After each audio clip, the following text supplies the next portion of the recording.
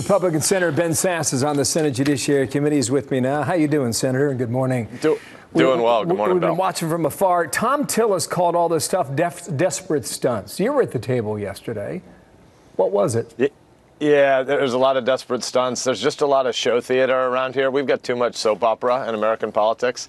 We should do a smaller number of the most important stuff for the American people and then stop with the theater. This hearing process has been great in the sense that Brett Kavanaugh has done a wonderful job. He's a great nominee. He has great demeanor, temperament, and character, and he's answered questions in the way that judges should, judicious, cautious, not giving signals of how to rule in the future. But these hearings have been unproductive for the American people in the sense of we should be teaching basic civics here, and there's been a lot of sideshow goofiness. You think it put the Senate in a bad light? You think people just look at... Here's what we hear from senators. We are the mature body. I mean, that's essentially what folks like you say. But what we have watched this week, I mean, think about your kids at home. I mean, have they asked you, hey, Dad, what's going on there?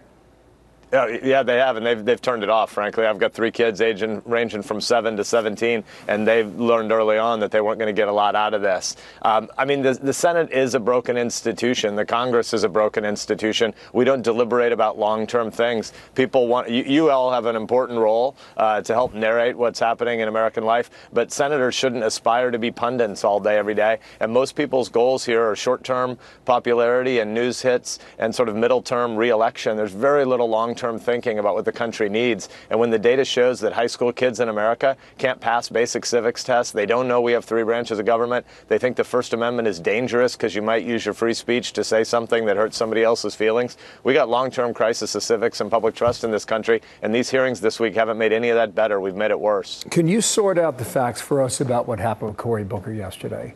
Were those emails released the night before? And was what he was doing there simply a stunt? Can you say facts certain that's what happened? It's a terribly unfortunate thing. I like Cory Booker, but it was a terrible charade. It was a shameless stunt. So let's review facts. First of all, Democrats have been trying to claim for 4 straight days that all these Brett Kavanaugh papers haven't been released. Here's the actual fact.